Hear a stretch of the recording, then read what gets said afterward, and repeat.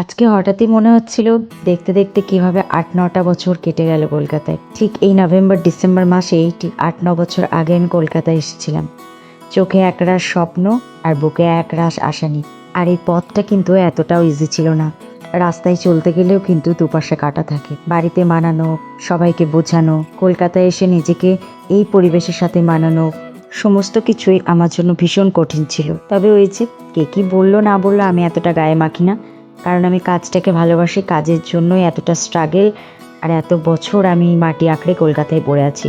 কারণ দিনের শেষে তোমাকে কাজটাই তোমার পরিচয় দেবে। এই কলকাতা আমাকে অনেক কিছু দিয়েছে, স্বপ্ন দেখার সাহস, লড়াই করার শক্তি।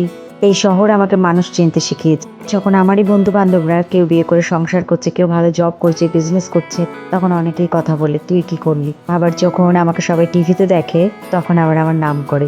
কি অদ্ভুত, তাই না?